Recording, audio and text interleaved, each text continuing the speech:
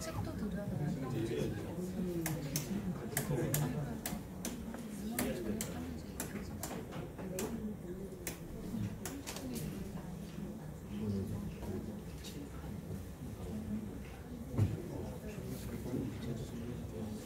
자, 제가 저 강의를 이렇게 하는 데 있어가지고 저는 이제 이 생각이 듭니다. 이 강의가 한 번으로 끝나는 게 아니고요. 사실은 제가 이 하는 목적이 무크 있죠, 무크. 그래서 거기에 저 강의가 오픈을 하는 목적으로 해서 저는 하고 있고, 그래서 이거는 뭐 전 세계가 다 보도록 하는 게 제 이제 목적이고, 실제로 그 요번에 학교에서 제가 무크에 그 두 분이 무크 그 지원을 했는데 제가 걸렸어요. 그래가지고 한 500만 원 지원받아서 또 10월 달에 또 그 강의를 찍습니다. 문화창업 마케팅이라고 해가지고 학교 차원에서 그건 이제 찍으면 그 금천구 어디 가서 업체 해가지고 하는데 저는 그렇게 생각합니다. 이게 결국은 앞으로 트렌드는요, 사업계획서도 3분, 5분짜리 사업계획서로 제출하라. 이게 한 몇 년 안에는 그렇게 트렌드 될 거예요.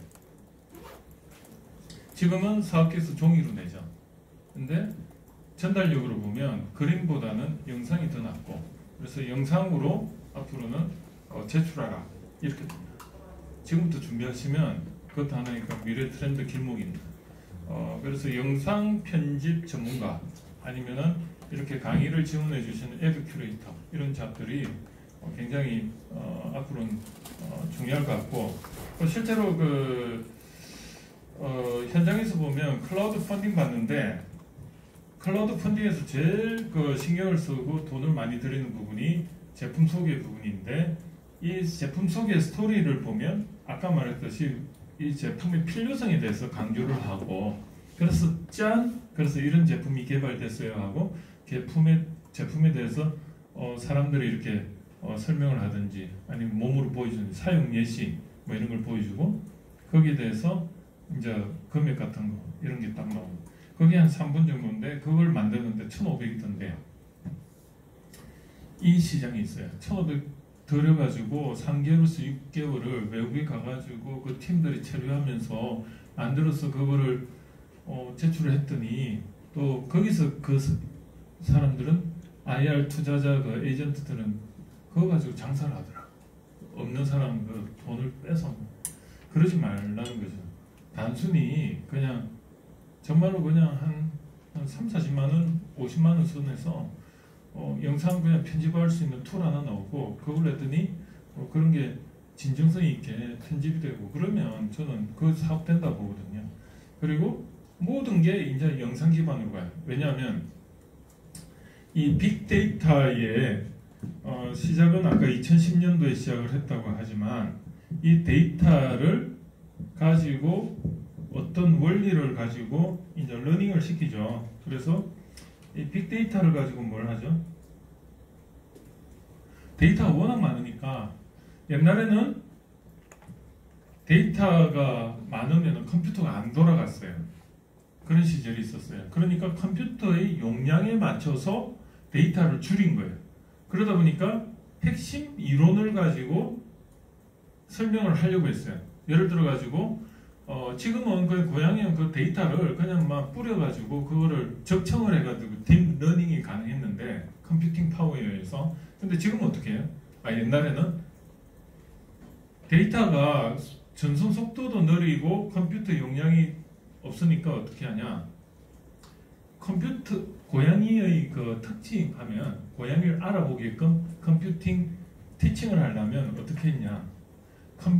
그 고양이의 특징을 입력을 했어요. 고양이는 눈이 2개고 코가 하나고 입은 이렇다. 그리고 입의 사이즈는 이렇고 입술이 얍실하게 생겼고 뭐 이런 특징을 이렇게 한 10가지를 입력을 해요. 그러면 이제 컴퓨터가 그걸 보고 10가지 조건에 맞으면 그건 고양이다. 이게 옛날의 연역적 방법의 프로그래밍이었고 데이터 처리 방식이었어요. 지금 오토캐드 뭐 이런 캐드 컴퓨터 프로그램들이 전부 그런 방식이에요. 즉 선형대수, 기하대수 이런 걸 써가지고 기하학적인 어떤 연산법칙을 거기다 넣어가지고 엔진을 만들죠. 그 엔진을 가지고 그래픽을 구현을 해요. 그러니까 이게 속도도 빠르고 컴퓨팅 용량도 안 잡아먹는 거예요. 근데 지금은 어떻습니까? 컴퓨터가 워낙 빨라졌고, 근데 그 컴퓨터가 하나가 아니고 여러 대가 묶어서 연결을 해서 하나의 컴퓨터로 할 수 있는 환경이 된 걸 우리는 초연결 사회라고 하고, 그 컴퓨터와 컴퓨터 간에 실시간으로 데이터를 연결해서 하나의 컴퓨터처럼, 병렬 컴퓨터처럼 사용할 수 있는 데이터 속도가 100MHz 속도. 그 속도 이상이 되면 어떻게 되냐면, 우리가 여기 보는 게 지금 800대 600 프레임인데, 저 화소수가 요 자세히 제가 여기 보면 요걸 이렇게 읽어보면 이게 600개예요. 여기 조그맣게 여기 있는데 600개고 가로가 800개예요. 근데 이걸 그냥 1000으로 생각하고, 이걸 1000으로 생각하고, 이걸 500으로 생각하면 0.5 메가죠. 그죠? 800에 600 하면 0이 4개고 8648 48만 개죠. 100만 개 안 되니까. 메가라는 뜻이 뭐냐면, 우리가 여기에 1.000 100만 이거를 1메가라고 해요. 메가라는 거는 요거예요. 그죠? 0.5라는 거는 요게 거의 500이니까 0.5 메가라는 뜻이에요. 즉, 요게 만약에 동영상으로 구현돼가 여러분의 눈에 안 끊기고 시청이 되려면 초당 25프레임이 확 이렇게 움직여야지 이게 안 끊기고 보여지는 겁니다. 그러면 여기에 25프레임 하면 초당 14 메가 정도 초당 전송이 돼야만이 이게 영상이 구현이 되는데, 지금 여러분들 그 스마트폰 있죠? 스마트폰 화소수가 얼마냐면 여기가 1040에 밑에가 1940인가 뭐 그래요. 그러면 거의 1000 플러스 2000 화소면 얼마죠? 2메가. 그죠? 2메가고 2메가 곱하기 25프레임 하면 초당 50메가가 일방적으로 와야만이 스마트폰의 그 동영상이 보여지는 거예요. 그런데 우리가 보여지는 거 외에도 또 내가 데이터를 그쪽에 보내야 되죠. 영상 정보를. 근데 그 앞에 카메라하고 뒤에 카메라 화소수 다른 거 아시죠? 그 화소수가 한 이 정도 될 거예요. 앞에 카메라 화소수가 0.5 메가 정도 되고 뒤에 카메라 화소수가 그냥 UHD, 이게 FHD예요. High Definition 인데, 요게 HD가 이게 급이 뭐냐면 저 800에 600이고요. FHD는요, 이게 요 스마트폰 요거예요. 그래서 FHD급이라고 하는 거는 우리 스마트폰에서 보여지는 거나 우리 일반 TV 있죠. TV도 FHD급이야. 그래, 우리가 요 보면 HDMI 들어봤어요? 단자 들어봤죠? 이게 FHD 급의 데이터를 주고받을 수 있는 단자라고 보시면 돼요. 아시겠죠? 그래서 여기는 뭐까지 들어갔냐면, 요 FHD는 여기에는 음성 정보까지도 같이 들어갑니다. HD, M, 뮤직, 마이크, 뭐 이런 인터페이스. 그래서 뭐냐면, 제가 왜 이런 이야기를 드리냐면, 결국은 이 빅데이터가 옛날에는 컴퓨팅 환경이 안 좋아서는 이게 핸들링이 안 됐는데, 지금은 데이터가 생성되는 거, 이 데이터가 생성되는 이 과정에서 스마트폰에 센서가 몇 개가 들어가 있어요? 센서가 10종류가 들어가 있어요. 그것도 갤럭시 S5 기준으로 지금 더 들어가 있어요. 이 스마트폰만큼 센서가 많이 들어가 있는 게 없어요. 그러면 우리가 I small OT 이게 무슨 뜻이냐면 IoT small 할 때 I가 뭐죠? 인터넷이죠. 인터 네. small of 그 다음에 thing 이 thing이 뭘까요? 사물이죠. 사물 간의 연결인데 이 사물 간의 연결해주는 이 thing이 뭐냐면 이게 센서를 말해요. 센서다. 센서는 뭐죠? 스마트폰에 있는 센서가 제일 많죠. 그래서 이 센서들에 의해서 만들어진 데이터가 빅데이터고 그 중에 주범이 뭐죠? 스마트폰이에요. 그래서 그 스마트폰이 차로 가면은 자율주행이 되고 왜냐하면 스마트폰의 그 비전이 사람 눈의 역할을 하는 거예요. 그래서 이 빅데이터의 핵심은 비전입니다.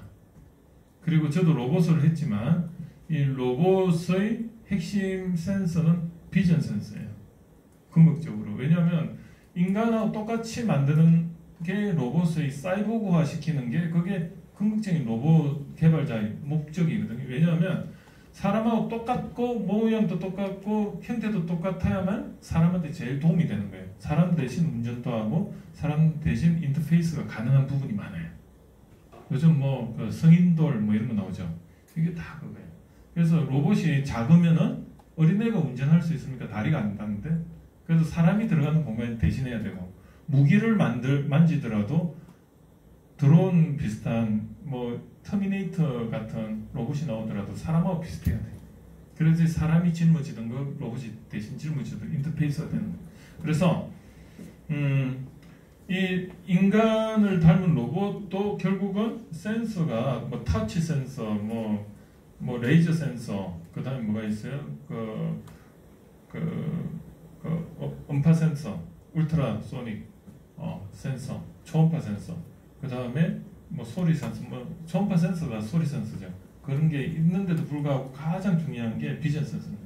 이 비전 센서가 공장 자동화로 가면 사람의 눈으로 이렇게 보면 소리에 듣고 눈으로 보면 일단은 자동차 엔진 상태 다 알잖아요. 똑같아요. 그거를 빅데이터를 앞으로는 딥러닝을 통해서 로봇이 정확하게 말하면 컴퓨터가 그걸 판단을 해주는 거죠. 사람 대신. 그래서 이렇게 대량으로 IoT를 통해서 만들어진 빅데이터를 결국은 뭐죠? 딥러닝이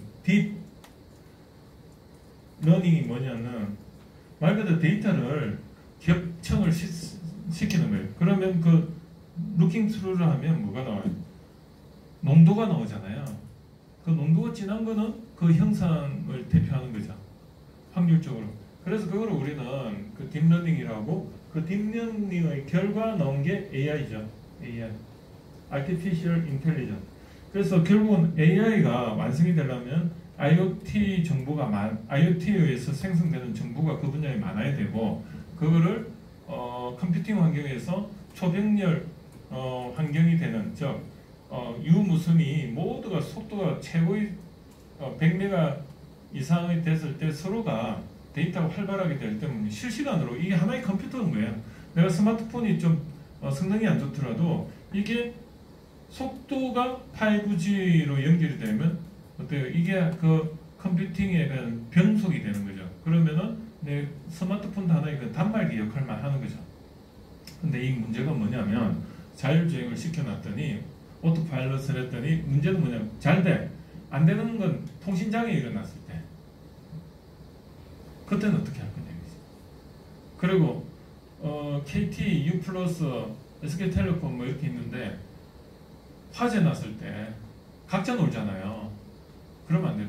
그러니까 이게 국가기관망이 전부 이게 그런 A 플랜, B 플랜, C 플랜 서로가 다 묶여 있어가지고 이게 안 됐을 때 이게 우회 선로가 다 확보가 돼야만이 오토파일럿이 정확하게 되는 거고, 그게 됐을 때 정말 진정한 오토파일럿이 되면 그때부터 제일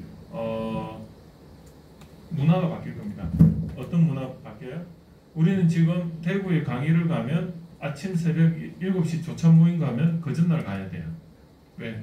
기차가 없으니까. KTX 아무리 빠른 거 타도 그 6시에 못 맞추잖아요. 그럼 그 전날 가 호텔에 11시에 자가지고 5시간 자는데 호텔비는 10만 원이에요. 그런데 오토파일럿이 되면 기사 한 명이 둔 거랑 똑같은 거죠. 그럼 차에서 그냥 입력 딱 해놓고 자고 일어나면 거기 가 있는 거예요. 그리고 차에서 모든 걸 다. 그래서 결국은 거리 감각이 없어지는 거예요. 차에 그냥 유리가 한 보통 평균 7개 유리로 되어 있는데 거기가 뭐로 다 도배가 된다? LCD로, OLED 이런 디스플레이로 다 해서 그 안에서 외부하고 보고 싶은 그게 투명으로 됐다가 또 디스플레이 창이 될 땐 불투명으로 반투명 이런 걸로 돼서 그런 세상이 언제 온다? 지금 일본에서 우리나라의 그 불소하고 폴리미드 이런 거 규제하는 게 왜 규제하는지 아세요? 대한민국이 거의 최첨단으로 제일 앞서 있거든요. 싹을 자르려고 그러는 거예요. 그걸 자르는 게 미국 기업인 마이크론이나 이런 데도 다 도움이 되는 거예요. 지금 우리나라가 티핑 포인트에 있는데 그러한 어떤 경계선상에 있는 우리나라를 지금 기술적으로 지금 싹을 자른다고 저는 봐지 않아요. 제가 그 분야에 있기 때문에 보니까. 근데 또 요번에 이것 때문에 우리나라가 오히려 더 장점이 뭐냐면 옛날에는 일본 업체 거를 이렇게 끊고 로봇 부품을 이렇게 국산화하려고 해요. 일본 사람들이 그걸 더 싸게 만들어 버려요. 그러면 이제 삼성이나 이런 데 가서 검증된 기술에다가 모험할 이유가 없죠. 밑에 관리자들은 자기는 목숨 안 걸죠. 자기가 괜히 잘했다가 잘한다고 하다가 조금이라도 수율에 문제가 생기면 다 자기 책임이거든. 그러니까 그 사람들은 안 움직여요. 무조건 안전하고 기존 쓰던 대로. 그게 레퍼런스예요. 그 레퍼런스를 누구도 제시를 안 하는 거예요. 그러다 보니 이때가 있었는데 요번에 이 사태가 일어나니까 위에서 손해봐도 좋아 이렇게 되니까 이게 지금 완전히 그냥 우리나라의 또 하나의 그 기초가 돼서 일본으로부터 탈일본의 하나의 기초가 된 거예요. 우리나라 기술이 없다기보다는 뭐가 안 돼? 기능, 디자인 성능 중에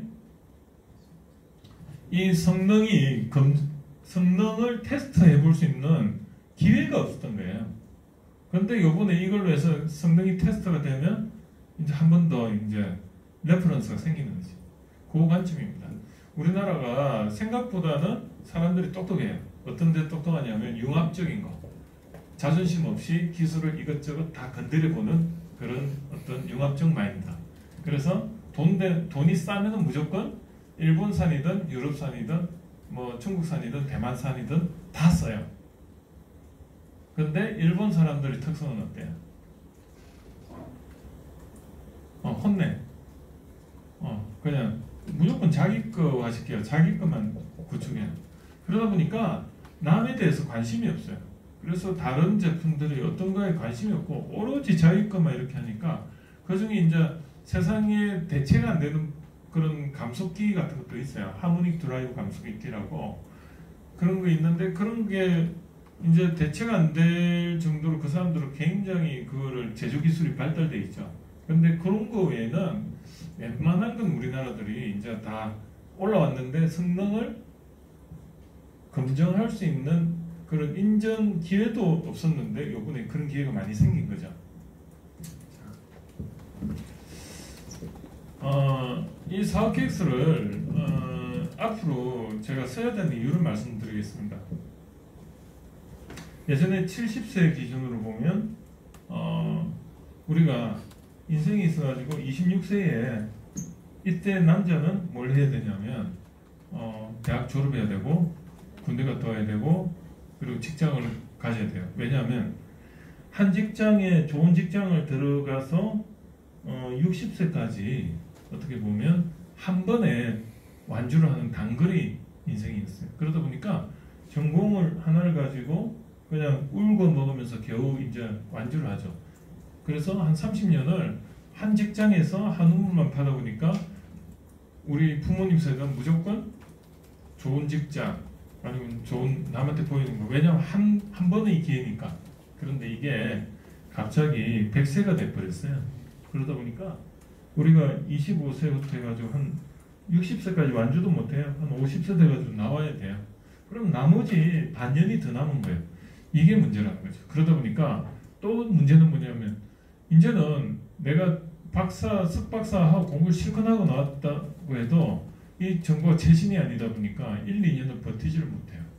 요걸 그래서 지금 어떤 상황이냐면 비행기로 말하면 공중급유를 받으면서 날아가는 형태예요. 그래서 공부도 하면서 내 현업도 하고 그래서 하이브리드로 가려다 보니까 요즘 세상이 얼마나 좋습니까? 영상으로 모든 거는 유튜브에 찾으면 나옵니다. 그래서 요즘은 영상이 그래서 중요한 겁니다. 그리고 모든 거는 실시간으로 전부 다 처리되기 때문에 이제는 유튜브로 데이터를 검색해서 보면서 다니시 됩니다. 제가 이렇게 이야기할 수 있는 근거도 여러분들보다 조금은 그런데 안목이 있다고 생각합니다. 그러다 보니까 제가 하루에 교통으로 시간을 버리는 게 6시간이거든요. 6시간 또 아무것도 안 하고 그냥 교통체증에 짜증내 하면서 다녔다면 아마 남들보다 뒤처지겠죠. 근데 6시간은 저한테는 학습시간입니다. 강제적인 학습시간. 그래서 그 주제를 하나 유튜브에 정해가지고 그것만 그냥 들었다 들으니까 집중이 잘 돼요. 예를 들어 역사, 역사나 뭐 이런 거 있죠. 키워드로 해가지고 뭐 아니면 유명한 사람의 그 강의, 아니면 뭐 세바시, 때가 아니면 뭐 그 성경 관통 뭐 이런 거 돼가지고 뭐 요즘 뭐죠 라디오에서 아니면 TV, EBS 같은 데서 아니면 뭐 다큐멘터리 그런 거 나오잖아요. 그럼 저는요 유튜브에다 다 검색을 해서 입력을 해놔요. 그래가지고 이제 이렇게 조금 검색에 입력한 거 딱 누르면 뭐 한 6시간 분량 충분히 나오잖아요. 그러면 그것만 이렇게 듣고 다녀도 그 분야에 그냥 도통해버리는 거예요. 왜? 요즘은 책을 이렇게 사가지고 책만 읽어야 이게 과연 지식의 습득의 과정인가? 아니 유튜브로 보는 것도 하나의 독서로 봐야 되느냐? 저는 오히려 영상 기반에 이걸 보면 인사이트하게 먼저 척추가 만들어지고 책을 보면 효율이 더 좋거든요. 처음부터 내가 그 맥락을 모르고 그냥 이렇게 계속 보면은 뭐죠? 이게 그냥 이겁니다. 그냥 요거 수준에서 요 수준에서 벗어나질 않아요. 근데 유튜브로 해가지고 먼저 짧게 라도 이거를 보면 책 1시간 들으면 책 한 권하고 비슷한 것 같아요. 유튜브에서는 그걸 듣고 나서 이걸 보면은 정리가 싹 되는 거죠. 그래서 이게 척추예요, 척추. 그래서 앞으로는 이 100세 시대에는 내가 25세부터 50세까지는 어떻게든 직장에서 뭐 몇 번 다니겠죠. 그리고 여기서 여기까지 제2의 인생을 살 때는 어떻게 살 거냐. 결국은 인생에 한 번은 창직 창업을 해야 되는 게 결론입니다. 누가 50대 가지고 나를 고용을 해주겠어요. 내가 셀프 인턴을 통해서 셀프 창업을 해야 되는. 그러면 내 돈 들여가 해야 되냐? 아니면 남한테 인정받아서 투자를 받아야 되느냐? 그건 여러분들 결정인데 제 경험으로는 저는 아직 제 돈 들여 사업을 해본 적이 없어요. 왜? 방법을 아니까. 그 방법 중에 가장 좋은 게 아까 3단계에서 5단계 갈 때 정부 지원 사업 받는 거, 아니면 1단계에서 3단계 갈 때 회사가 좀 커지면 원천 기술 개발 사업이라 해가지고 이런 건 한 5억에서 10억 받습니다.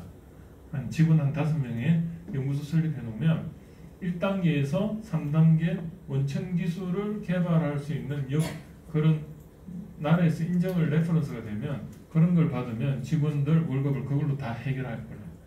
한 5억에서 10억 받는 거 많이 생각해 보십시오. 회사에서 5억, 10억 단기 순이익 내려고 해보세요. 100억 매출 있어야지 한 5억에서 10억 날걸요. 그것도 막 어렵게 그런 겁니다. 그래서 쉽게 갈 수 있는 방법이 있는데도 불구하고 그런 걸 무시하고 갈 필요는 없다는 거죠.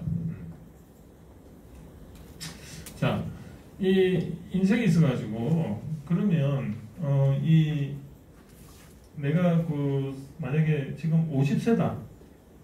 이 50세라는 의미가 인생의 어떤 의미인가? 인생이 있어가지고 하루에 그 12시에 해당이 되죠. 그러면 아침 9시 출근 시간이 옛날에는 26.3세였어요.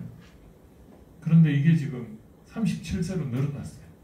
한 30대 중후반에 결혼 안 한 사람 많잖아요. 아직 정신연령은 0.75 곱하면 26.3세인 거예요.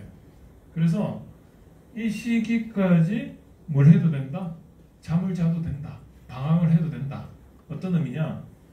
내가 25세 자녀라면 얘가 대학을 안 갔어. 군대 그럼 먼저 보내서 군대를 갔다 와가지고 인생에 좀 세상이 나한테 원하는 화의를 한번 찾아오게 하고 이때부터 방향 먼저 설정이 되면 12년이라는 기간 동안에 다시 원하는 대학 들어갈 수 있어요. 그래서 석사, 박사 해도 시간이 널널해요. 그리고 나서 시작해도 늦지 않다. 그리고 50세, 그리고 70세가 저녁 6시인데 저녁 6시에 퇴근할 수도 있지만 우리는 또 야근을 하잖아요. 인생을 계속. 그래서 지금 창업대학원의 포지셔닝은 뭐냐면 요 시기에 하와이와 같이 대양을 건널 때 쉬어가고 그리고 전투기가 전투를 하고 돌아왔으면 수리하고 새로운 무기를 장착해주고 그 무기가 전공이 하나라면 한 3개에서 4개를 장착해 줄 수 있는 아니면 무기가 지금 본인은 있는 줄도 모르고 있는데 그 무기가 있어요 분명히. 그러면 하나는 뭐 대학교 졸업인 거 거기에다가 무기가 한 3개 정도는 자기의 그 어떤 직장을 그래도 최소한 여기서 한 서너 군데는 이직을 했을 거 아닙니까? 그 무기를 갈고 닦아서 장착하고 한 3개는 장착을 했어요. 그런데 나머지 1개가 내가 하고 싶은 폿에 포커스를 맞춰서 이 폿을 어떻게 만들어낼까에 포커스를 맞추니까 역으로 내가 어떤 무기를 장착을 해야 되겠는가를 우리 역으로 해서 그걸 준비하는 게 2, 3년이 걸리니까 이거를 자발적으로 창직을 하는 거예요. 그게 이겁니다. 그래서 내가 경험이 A가 있고 B가 있는데 학습으로 후천적으로 내가 남들은 A, B 다 있어. A, B를 가진 사람도 많아. 근데 이 C를 내가 2년 동안 여기서 박사까지 하면 5년 동안 내가 어떻게 봉사, 강의, 컨설팅, 멘토링 시장에 그 분야에 들어가가지고 이거 활용 점정을 찍었을 때 남과 차별화가 확 될 건가? 그래서 이 중간에 A, B, C라는 혈액형을 만들면 이게 그 분야에 자기는 이제 퍼스트 무버가 되는 거죠. 그러면은 그걸로 한 사람 먹고 살다 이거죠. 그게 창직이고. 그래서 창직이라는 거는 저는 그렇게 생각합니다. 지금 과거에 내가 해왔던 걸 가지고 성향 분석해가 만들어서 그거가 그냥 하는 게 창직이 아니고요. 미래에 내가 해야 되는 부분에 대해서 내가 이 부분을 어떻게 파인딩을 하나를 찾아내고 요 미래의 이 부분 뭐죠? 화의 관점이고 이건 폿 관점인데 이 폿을 위해서 하우 관점에서 내가 자원을 하나 어떤 걸 개발해서 활용 점정으로 이렇게 하느냐. 근데 제일 좋은 거는요. 뜬금없는 전공 몇 개를 가지는 거예요. 그럼 그 중간은 자기 영역이죠. 괜히 그 주변에 자기가 요 전공하고 여기에 익숙하다 이 주변만 만들면요. 그냥 멸치잡이 연근에 어선밖에 안 돼요. 그런데 내가 이걸 했는데 뜬금없이 정말 뜬금 남들이 생각 못하는 정말 매칭이 안 될 것 같은 다른 걸 하면은 요 중간에 큰 거물이 생기니까 고래를 잡는 거예요. 요걸 스토리텔링을 잘하는 게 결국은 뭐죠? 능력자인 거예요.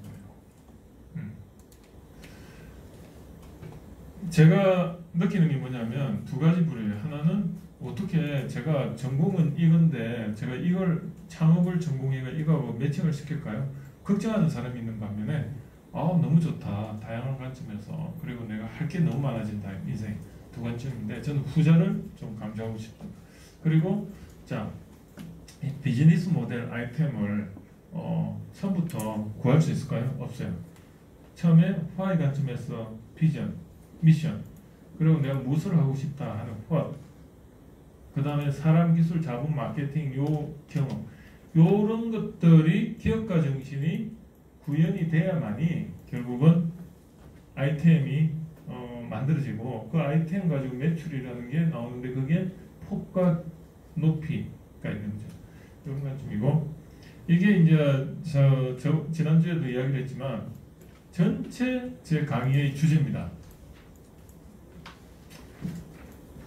그래서 여기서 보면 단계가 1단계부터 기술사업과 9단계까지 있는데 그 앞단계가 0단계인데 이게 시장 발굴 단계인데 이 발굴 단계에서는 why 관점이에요. why 관점, STP. 그죠? 시장이 세그멘테이션 되고 타겟팅 되고 포지셔닝이 되는데 그 타겟팅을 하는 과정하고 포지셔닝 하는 과정 거기서 욕이 나오는 거예요. 시장이 있느냐 없느냐를 아는 건 어떻게 하는 거죠? 내가 이론만 가지고 있는데 실제로 이런 거를 프로토타입을 만드는 과정에서 3단계 만들면서 합축 경험을 하면서 시장을 한번 생각해 볼 거 아닙니까? 그런 과정에서 전문성이 생기는 거죠.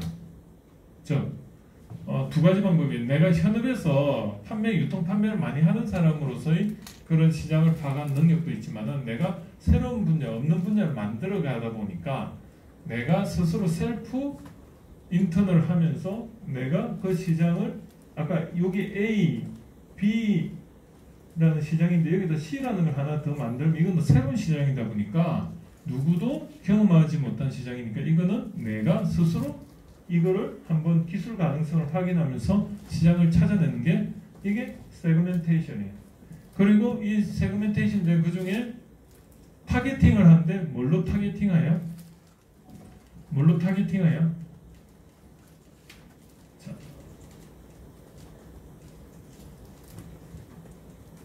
이걸로 타겟팅합니다. 이 하우 관점에서 이 하우가 내가 여기가 잘하는 게 있고 여기가 못하는 게 있어요. 내가 제일 잘하는 부분이 하우의 제일 우측이라면 시장은 여기도 있고 밑에도 있고 위에도 있는데 위쪽이 뭐죠? 시장이 크고 밑에가 작다고 생각합시다. 그러면 시장이 큰 쪽에 내가 잘할 수 있는 하우를 가지고 타겟팅을 해야 되겠죠. 그게 매칭 과정이에요. 그러니까 내가 잘할 수 있으면서 당장 할 수 있으면서 시장이 가장 큰 데가 뭔가를 찾아서 복합적으로 생각해서 타겟팅을 하는 거예요. 세그멘테이션은 경우의 수가 뭐죠? 인구 통계학적으로 여러 개를 이렇게 만들죠.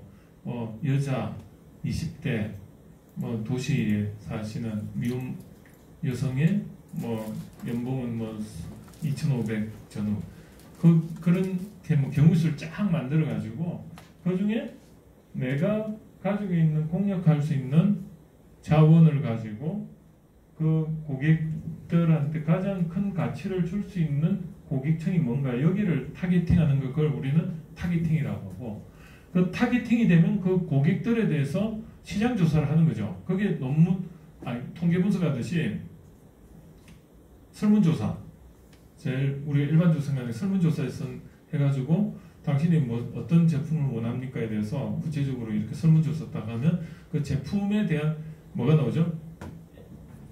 이게 나오죠.